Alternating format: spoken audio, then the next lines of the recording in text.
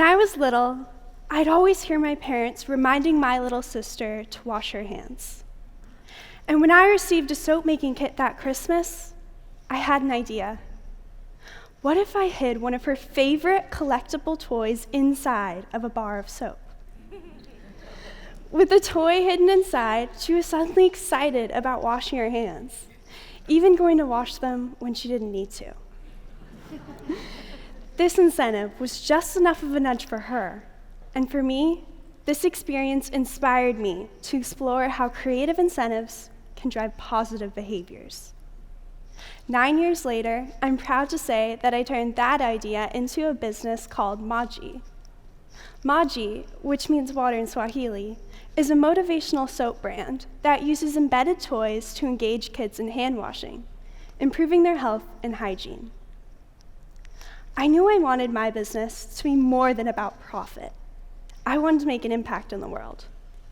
I had great role models who taught me about being an impact entrepreneur. Impact entrepreneurs are people who create and develop businesses that prioritize social and environmental initiatives alongside financial returns. As I watched my parents develop their company in the food and beverage category, I learned how business works. You make something, someone buys it, you make money, and you do good.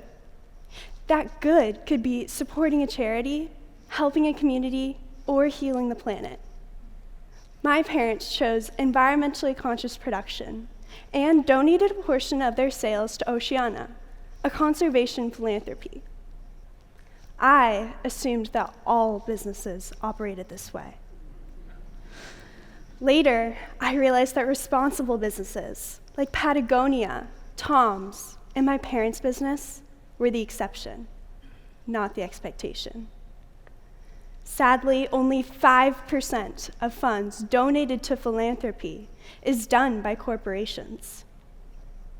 On the playground, we learn to share, care, and pick up after ourselves. Why are these rules only for kids? With all the focus on profits and share price, it's generally thought that incorporating impact into a successful business is too hard, too time-consuming, too costly, and takes away from profits. But actually, it can benefit profits. I would know, because I've seen it happen firsthand. And it couldn't be more necessary. Despite incredible philanthropies focused on education, healthcare, and the environment, there are still gaps where people and the planet are in need. But you can fill that gap. Even if you don't know it, you all hold this incredibly powerful thing called purchasing power. You and the people around you collectively make up the market that many big brands are targeting. And because we can choose to buy what we want, we're selectively choosing brands that we like the most. And some people have not only used their purchasing power to buy goods they need, but also to make an impact on the world. In recent polls from McKinsey, consumer values are shifting dramatically, favoring brands that align with their personal values. A company's behavior and reputation is starting to impact the purchasing behavior of my generation. It's not just about the product.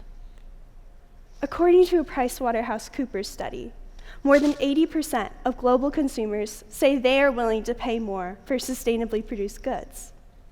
In addition, Views Marketing found that after learning a brand supports a social cause or is socially responsible, Gen Z consumers are 85% more likely to trust a brand, 84% more likely to buy their products, and 82% likely to recommend that brand to their friends and family. In nearly every aspect of brand health, consumers are more inclined to try, remain loyal, pay more, and advocate for brands that are genuinely doing good for people and the planet. These shifts in consumer values have also resulted in more financial success for businesses. Project ROI found that companies investing in social purpose have a 6% higher market value and generate 20% more revenue than companies that don't invest in social purpose. I have seen consumers shifting values firsthand. I partnered with the Thirst Project, a nonprofit dedicated to improving access to clean water for kids in developing communities. With this single decision, I expanded my mission to have an even bigger, broader-reaching impact. In addition to empowering kids to take care of their own health and hygiene using my soaps, customers are also improving the health and hygiene of kids all over the world.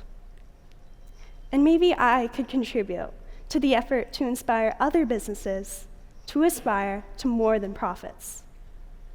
As I shared my joint mission with customers, I saw increased consumer engagement. People are rooting for me to succeed because they believe in my mission.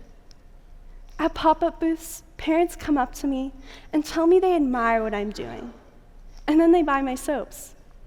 I now have customers in multiple states and countries, including England and Scotland. Between profits and fundraising, $17,000 has been donated to the Thirst Project, which has built one new well so far.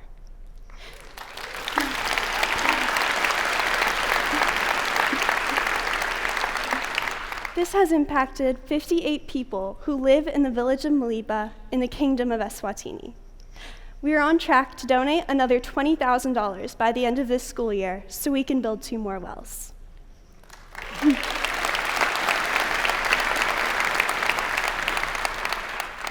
Imagine if it was an expectation that all businesses gave 5% of their profits away. US profits in the first half of 2024 was $7.48 trillion, according to Statista. 5% is $374 billion. Even 2% would be $150 billion. And there are tax incentives, too, for such generosity. I believe business and making an impact are inextricably linked. When I developed my business, Maji, incorporating an impact strategy meant asking another question. Not only, what is the consumer problem that you're solving, but also, what problem in our society should my business try to solve? What if the next generation of business leaders added that question to the formulation of their business plans? And it was taught in every business school. What would the world look like if every business had an impact strategy, where every purchase makes a difference, and where everyone is passionate about the work they do? Ask yourself, how proud would you be to work in that world?